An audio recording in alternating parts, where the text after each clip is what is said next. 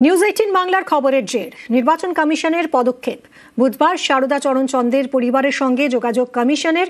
সংবিধান তৈরির নেপথ্য কারিগরের পরিবারের দাবি 2002 সালের ভোটার তালিকায় তাদের নাম তোলার বিষয়ে আশ্বাস দিয়েছে কমিশন।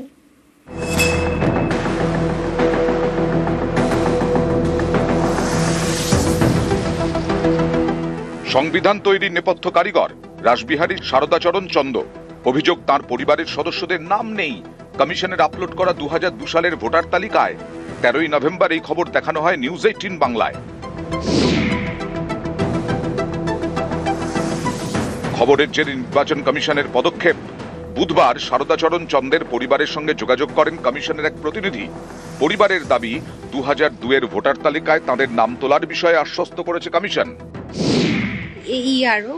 উনি আমাকে টেলিফোন করেন যে ম্যাডাম, এরকম একটা খবর আমরা মিডিয়া থেকে পেয়েছি, আমরা খুব দুঃখিত এবং লজ্জিত যে এরকম একটা প্রেস্টিজিয়াস ফ্যামিলি তাদের বাড়ির অ্যাড্রেসটা লিস্ট থেকে চলে গেছে। আমরা ডেফিনেটলি এটা নিয়ে কাজ করছি এবং দেখছি যে কি হয়েছে, কোনো একটা জায়গায় নিশ্চয়ই কিছু ভুল হয়েছে বা কিছু।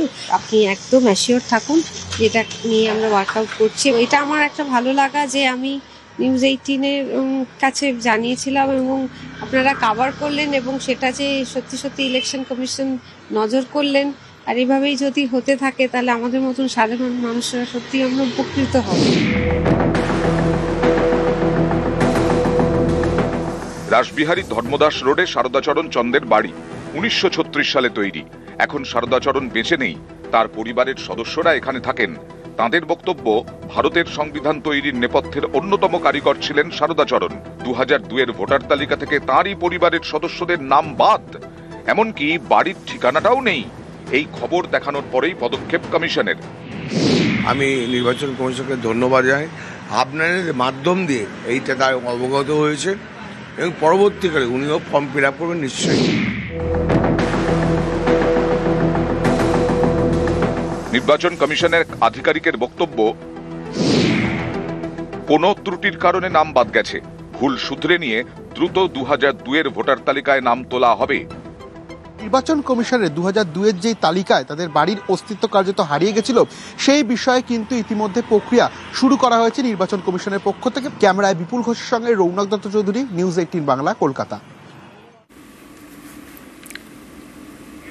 এসআইআর এর জেরে বার্ধক্য ভাতা বন্ধের আশঙ্কা। কালনায় আতঙ্কে অসহায় বৃদ্ধা। দীর্ঘদিনের ভোটার হওয়া সত্ত্বেও এসআইআর এর নাম বাদ।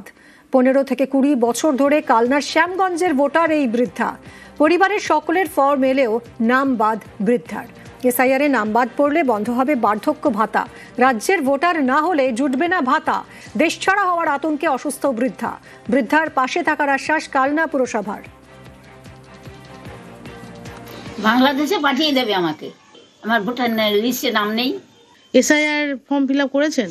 না, নাম তুলেছে সে নাম নেই, আমার স্লিপে নাম নেই, ওই জন্য ফর্ম ফিল আপ হয়নি। না, এই পেরিকটাই সারা পশ্চিমবঙ্গের মানুষ ভুগছে। কেন্দ্রের বিজেপি সরকার আপনার হচ্ছে কি, ওনাদের কাজটাই হচ্ছে কি মানুষকে হয়রানি করা। এবং ওই বয়স্ক যিনি ভদ্রমহিলা, যিনি মা আছেন, ওনার কাছেও আমরা বার্তা দিচ্ছি, ওনার পাশে আমরা পৌরসভাগতভাবে সর্বতভাবে আপনার পাশে আছি। উনি যেন কোনো চিন্তা না করেন। বাংলাদেশের জেলে ভারতীয় মৎস্যজীবীর মৃত্যু। আটক কাকদ্বীপের 61 জন। এতে চরম উৎকণ্ঠায় তাদের পরিবার।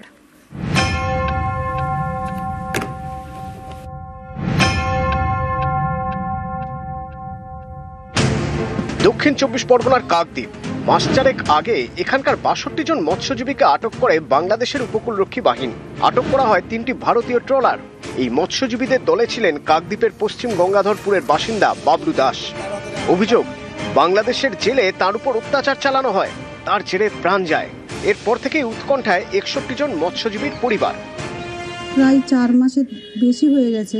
আমরা তো এখন কিছু একদিনের জন্য ওনার সাথে আমরা এখনো যোগাযোগ করতেও পারিনি, কোনো কথা না, কোনো কিছু না। এখন আমাদের হচ্ছে উনি একজনই ইনকাম রোজগার করার মানুষ, আর আমার হচ্ছে 2টো মেয়ে আছে, এখন ইনকাম করারও কেউ নেই। দুশ্চিন্তা, মানে খুব দুশ্চিন্তা। এখন আমাদের এই যে একজন মারা গেছে শুনছি, মানে কি আমাদের কোন মুহূর্তে কি হবে সেটা আমরা সেটা নিয়ে এখন তো সেটাই আমরা এখন ব্যস্ত। আমরা খুব চিন্তার মধ্যেই আছি, কেমনে কেমনে চলে। এখন আমরা বাড়িতে রয়েছি, ও নদীর ব্যবসা, ওরও ধরে নিচ্ছে, ও কাচ্চা বাচ্চা লোক একটু কথা বলতে পারে না, ও কোনো চিন্তা ভাবনা আমরা করতে পারছি কি করে আসে না কি করে আসে, আমাদের সাথে তো একটু কথা বলে দেন। এবার আমার কাচ্চা বাচ্চা কান্না কান্নি করি আমরা।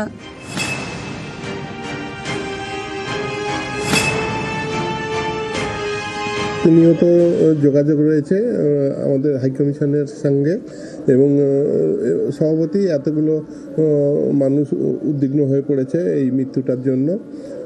তো আমরা চালাচ্ছি এবং কবে ওদেরকে ছাড়িয়ে আনা যাবে সে বিষয়ে আমরা এখনও নিশ্চিন্ত নই, তবে আশা করছি যে খুব তাড়াতাড়ি একটা কিছু ব্যবস্থা হবে। গত শনিবার ভারতীয় জল সীমান্তে ঢুকে পড়ে বাংলাদেশের একটি ট্রলার। 29 জন মৎস্যজীবীকে আটক করে ভারতীয় উপকূলরক্ষী বাহিনী। এরপর বুধবার ফের ভারতীয় জল সীমান্তে ঢুকে পড়ায় 28 জন মৎস্যজীবীকে আটক করা হয়। তারা এই দেশের সেবা যত্নই পান। আমরা কুয়াশাতে দেখতে পারি নাই, মানে বর্ডার পার হয়ে গেছে বলে মানে গ্রামে দিয়েছিলাম। খাওয়া দাওয়া ঠিক দিয়েছে তো, কিন্তু বাংলাদেশে উল্টো ছবি। সম্প্রতি 62 জন মৎস্যজীবীকে আটক করা হয় বাংলাদেশে। অভিযোগ, তাদের মধ্যে বাবলু দাসকে মারধর করা হয়, তার জেরে জেলে মৃত্যু হয়। এরপর থেকেই উৎকণ্ঠায় 61 জন মৎস্যজীবীর পরিবার। কাকদ্বীপ থেকে বিশ্বজিৎ হালদার, নিউজ 18 বাংলা। পূর্ব মেদিনীপুরের ভগবানপুরে তৃণমূল কর্মীদের মার, বুথ লেভেল এজেন্ট সহ 2 তৃণমূল কর্মীকে মার। হাসপাতালে ভর্তি জখম 2 তৃণমূল কর্মী। বিজেপির বিরুদ্ধে হামলার অভিযোগ খারিজ বিজেপির। আমাদের দলের কর্মীরা যখন এই BLF-2 যারা BLF সঙ্গে কাজ করছিল তাদের কদিন ধরে হুমকি দেওয়া হচ্ছে, থ্রেট দেখানো, ভয় দেখানো হচ্ছে। আজকে তার চূড়ান্ত সীমায় পার্টি অফিসের ভিতরে ঢুকে ওখানকার স্থানীয় পঞ্চায়েতের স্বামী বিজেপির নেতা এদের নেতৃত্বে কিছু হারমাদ মিলে আমাদের 2 জন কর্মীর উপর আক্রমণ করে। এটা আমরা দলের পক্ষ থেকে, তৃণমূল কংগ্রেসের পক্ষ থেকে ধিক্কার জানাই এবং এর বিরুদ্ধে যাবতীয় যা করবো আমরা নিশ্চয়ই করব। প্রথম থেকেই তৃণমূল একটা নাটক তৈরি করবার চেষ্টা করছে। ভগবানপুরের অঞ্চলে যে ঘটনা, সেই ঘটনাও সেই সাজানো নাটকের একটা স্ক্রিপ্ট মাত্র। নিজেদের মধ্যে ভাগ বাঁটোয়ারা নিয়ে নিজেদের মধ্যে লড়াইকে বিজেপির ঘাড়ে দোষ চাপিয়ে দেওয়া আর সেটাকে SIR এর ঘটনা বলে চালিয়ে দেওয়া, এটা তৃণমূলের অভ্যেস। BLRO অফিস যেন ঘুঘুর বাসা। সরকারি দফতরে বসে ঘুষ নিচ্ছেন বড়বাবু। চাঞ্চল্যকর ভিডিও ভাইরাল সোশ্যাল মিডিয়ায়। অভিযোগ, গঙ্গারামপুরের BLRO অফিসে নাকি অলিখিত নিয়ম, ফলো করি তবে কাজ।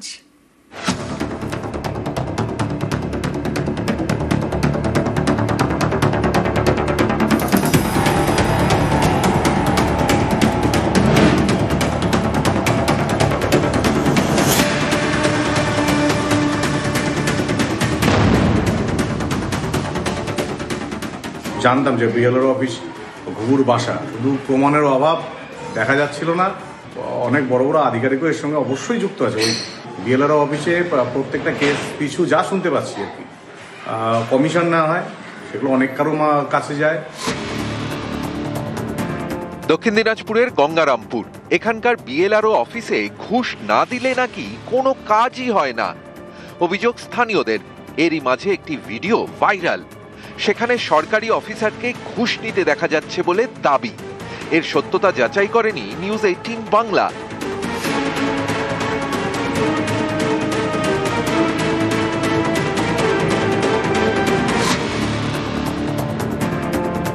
অভিযোগ, এভাবেই নাকি দক্ষিণ দিনাজপুরের গঙ্গারামপুরের BLRO অফিসে কাজ হয়। ফলো করি তবে কাজ।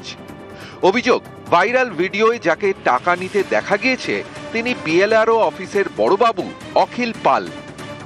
ঘুষ ছাড়া কোনো কাজ নাই। একটা কাগজ করতে গেলে ঘুষ নেয়, কাগজ নিতে গেলে ঘুষ নেয়, এরা কি ব্যাপার? অখিল পাল গঙ্গারামপুর BLRO অফিসের ক্যাশিয়ার। ভাইরাল ভিডিওকে সামনে রেখে তার বিরুদ্ধেই অফিসে বসে ঘুষ নেওয়ার অভিযোগ। জানতাম যে BLRO অফিস ঘুঘুর বাসা, শুধু প্রমাণের অভাব দেখা যাচ্ছিল না, অনেক বড় বড় আধিকারিকও এর সঙ্গে অবশ্যই যুক্ত আছে। ওই BLRO অফিসে প্রত্যেকটা কেস পিছু যা শুনতে পাচ্ছি আর কি, কমিশন না হয়, সেগুলো অনেক কারো কাছে যায়। বড়বাবু আমার অফিসে ক্যাশ সেকশনের দায়িত্বে থাকেন। তো গভর্নমেন্ট যে রেভিনিউ হয় সেই সেকশনে ক্যাশ বিলিংস ওনার দায়িত্বই রয়েছে, সেটা গভর্নমেন্ট রেভিনিউ ট্রানজ্যাকশনটা উনি করেন। এবার যারা ভিডিও ভাইরাল করেছে তাদের কি কমপ্লেন আছে সেটা কমপ্লেন পেলে আমরা খতিয়ে দেখব। দক্ষিণ দিনাজপুরের গঙ্গারামপুর থেকে সুজন সূত্র। নিউটাউনে ব্যবসায়ী খুন তদন্তে জিও ম্যাপিং। সোনা ব্যবসায়ী খুনের তদন্তে আগেই পুনর্নির্মাণ হয়েছে। অভিযুক্তদের নিয়ে পুনর্নির্মাণের পর জিও ম্যাপিং, ড্রোনের মাধ্যমে জিও ম্যাপিং বিধাননগর পুলিশের। দত্তাবাদ থেকে নিউটাউনের রাস্তা ধরে জিও ম্যাপিং, বিডিওর ফ্ল্যাট হয়ে দেহ উদ্ধারের জায়গাতেও জিও ম্যাপিং। নতুন করে নমুনা সংগ্রহ ফরেন্সিকেরও। নিউটাউনের রাজগঞ্জের বিডিওর ফ্ল্যাট থেকেও নমুনা।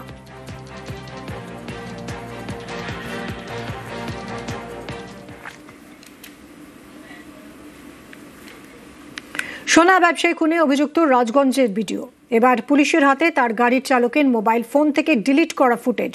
তাতে নাকি দেখা গিয়েছে সোনা ব্যবসায়ীকে মারছেন ভিডিও, বুকে পা তুলে দিয়েছেন, প্রাণে মেরে ফেলার হুমকিও দিচ্ছেন।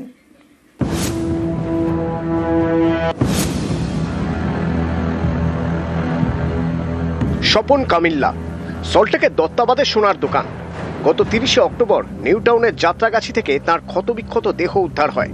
জলপাইগুড়ির রাজগঞ্জের বিডিও প্রশান্ত বর্মনের বিরুদ্ধে খুনের অভিযোগ দায়ের করে নিহতের পরিবার, যার ভিত্তিতে এফআইআর হয়। এই ঘটনায় আগেই বিডিওর গাড়ি চালক রাজু ঢালিকে গ্রেপ্তার করেছে পুলিশ। তদন্তকারীদের দাবি রাজুর মোবাইল ফোন থেকে মিলেছে ডিলিট করে দেওয়া ভিডিও ফুটেজ। বিস্ফোরক সেই ফুটেজে নাকি দেখা গিয়েছে সোনা ব্যবসায়ী স্বপন কামিল্লার বুকে পা তুলে মারছেন রাজগঞ্জের বিডিও প্রশান্ত বর্মন, প্রাণে মেরে ফেলার হুমকি দিচ্ছেন। রাজবংশী ভাষায় বলছেন, আমি বুঝে নেব। ভিডিওর পরনে কালো গেঞ্জি এবং হাফ প্যান্ট। ভিডিও প্রশান্ত বর্মনের গাড়ির চালক রাজু ঢালিকে জেরা করে তদন্তকারীরা জানতে পেরেছেন রাজগঞ্জের ভিডিও রাজুকে নির্দেশ দেন মোবাইল ফোন থেকে সব ভিডিও ডিলিট করে দিতে, কিন্তু একটা ভিডিও রেখে দিয়েছিলেন রাজু। সেই ভিডিও আগেই বাজেয়াপ্ত করেন তদন্তকারীরা। তাতে নাকি দেখা গিয়েছে সোনা ব্যবসায়ীকে মারধর করছেন ভিডিও প্রশান্ত বর্মন, মারধর করছেন আরো বেশ কয়েকজন। মারতে মারতে ক্লান্ত হয়ে পড়েন প্রশান্ত বর্মন। তখন বাকিদের নির্দেশ দেন মারধর চালিয়ে যেতে, বলেন মারা গেলে তিনি বুঝে নেবেন। তদন্তকারীদের সন্দেহ নিজেকে বাঁচানোর জন্যই একটি ভিডিও নিজের মোবাইল ফোনে রেখে দিয়েছিলেন রাজু। এবার তার মোবাইল ফোন থেকে উদ্ধার হলো ডিলিট করে দেওয়া ভিডিও ফুটেজ, যে ভিডিওয়ে নাকি দেখা গিয়েছে সোনা ব্যবসায়ীর বুকে পা তুলে মারছেন ভিডিও প্রশান্ত বর্মন। গত 30শে অক্টোবর নিউটাউনের যাত্রাগাছি থেকে সোনা ব্যবসায়ী স্বপন কামিল্লার ক্ষতবিক্ষত দেহ উদ্ধার হয়। এই ঘটনায় ইতিমধ্যে বেশ কয়েকজনকে গ্রেপ্তার করা হয়েছে। পুলিশের জালে ভিডিওর গাড়ি চালক রাজু ঢালি, ভিডিও ঘনিষ্ঠ বলে পরিচিত ঠিকাদার তুফান থাপা, কোচবিহার 2 নম্বর ব্লকের তৃণমূল সভাপতি সজল সরকার এবং সজলের গাড়ির চালক বিবেকানন্দ সরকার। বুধবার গভীর রাতে এই 4 জনকে নিয়ে খুনের ঘটনার পুনর্নির্মাণ করে পুলিশ। যে কায়দায় একেবারে স্বর্ণ ব্যবসায়ীকে অপহরণ করা হয়েছিল, ঠিক একই কায়দায় অভিযুক্তদের সঙ্গে নিয়ে কিভাবে সেদিনকে অপহরণ করে এবি ব্লকের ফ্ল্যাটে নিয়ে যাওয়া হয়েছিল এবং সেখান থেকে কিভাবে দেহ লোপাট করা হয়েছিল, অভিযুক্তদের সঙ্গে নিয়ে বুধবার রাতে এই ঘটনার পুনর্নির্মাণ করলো বিধাননগর গোয়েন্দা শাখার পুলিশ।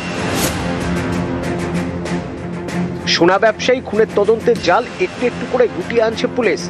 অনেকেই মনে করছেন এতে চাপে রাজগঞ্জের ভিডিও গ্রেপ্তার হতে পারেন এই আশঙ্কায়, তাই আগাম জামিনের আবেদন জানিয়েছেন তিনি।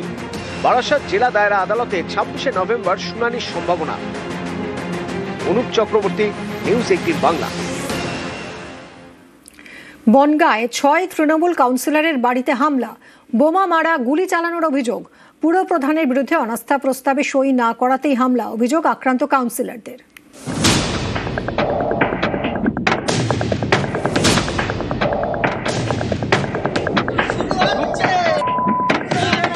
বুধবার রাতে বনগাঁয় পরপর 6 তৃণমূল কাউন্সিলরের বাড়িতে হামলা, এলোপাথারি ইট ভাঙচুর, বোমা মারা এবং গুলি চালানোর অভিযোগ। গুলি ইট ছুটছে, অবশ্যই আতঙ্কে আছি। মদের বোতল, সিসি ক্যামেরা ভেঙে দিয়েছে, 4 রাউন্ড গুলি ছুড়েছে। আমার বাড়িতেও হামলা হচ্ছে এবং অজস্র বাইরের ছেলে এসছে, সব মুখে কাপড় বাঁধা। এখনো জানতে পারিনি কি কারণে হামলা। কাউন্সিলরদের বাড়িতে বোমা, গুলি, ইট, অবশ্যই আতঙ্কে ভয় আছে।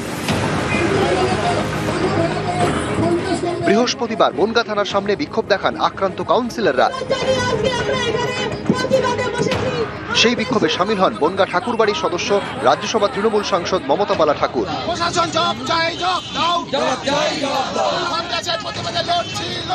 এই হামলাকে সাধারণ দুষ্কৃতী হামলা হিসেবে দেখতে নারাজ আক্রান্ত তৃণমূল কাউন্সিলররা। তাঁদের বক্তব্য, বুধবার বনগাঁর পুরপ্রধান গোপাল শেঠের বিরুদ্ধে অনাস্থা প্রস্তাব আনা হয়। যে 6 জন কাউন্সিলর সেই প্রস্তাবে সই করেননি তাঁদের বাড়িতেই হামলা চালানো হয়েছে।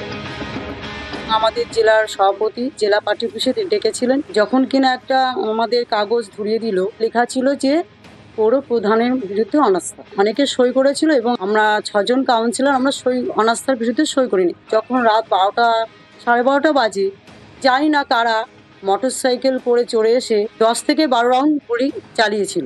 আমার ছেলে যে ঘরে থাকে সেই কাঁচ ফুটো হয়ে এবং দরজাটা ছিদ্র হয়ে গেছে।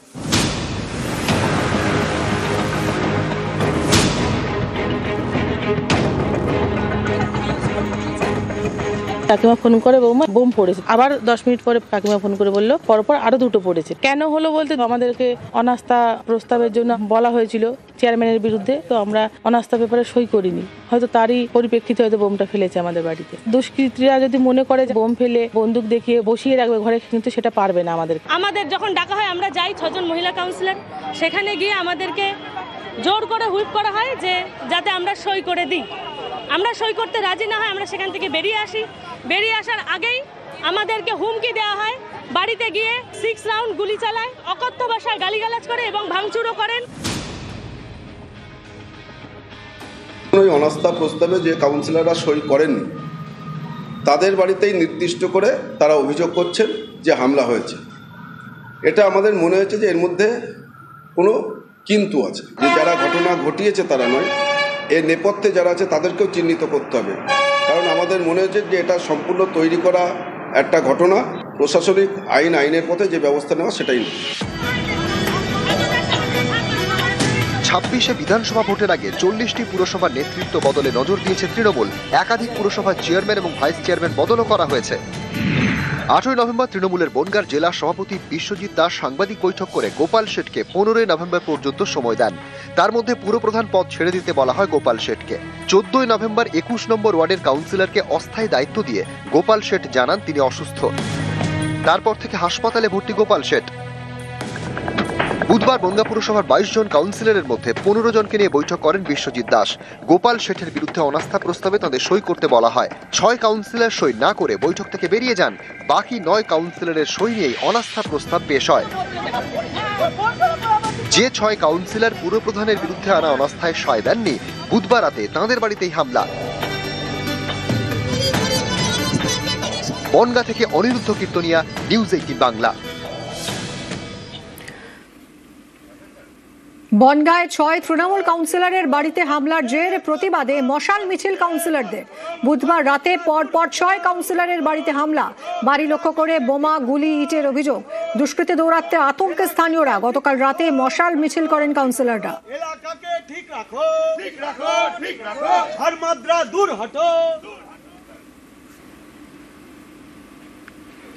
জলপাইগুড়িতে তিস্তা সেতুর পাশে লরিতে আগুন, দমোহনীতে পুড়ে ছাই 12 চাকার লরি। রেলের জিনিস নিয়ে গুয়াহাটি যাচ্ছিল লরিটি। শর্ট সার্কিট থেকে আগুন বলে অনুমান। সেতুতে যান চলাচল বন্ধ রেখেই আগুন নিয়ন্ত্রণ দমকলের। ब्रिज पार किया, अचानक एक ही बार देख रहे पूरा माल में आग लग गया था। वो पता ही नहीं चला कि कैसे लगा। आग लगने के बाद तो टायर ब्लास्ट हो रहा था, डर से आदमी तो हट गए। क्या था? ये सोलर प्लेट था। बहुत জোরে আওয়াজ হলো। আওয়াজ হওয়ার পরে আমরা সবাই বাইরে দৌড়ে বেরোলাম, দেখলাম যে এখানে একটা গাড়িতে ধাক্কা লেগে, হয়তো নিজে নিজেই ধাক্কা লেগেছে কিনা জানি না, পুরো আগুন জ্বলছে।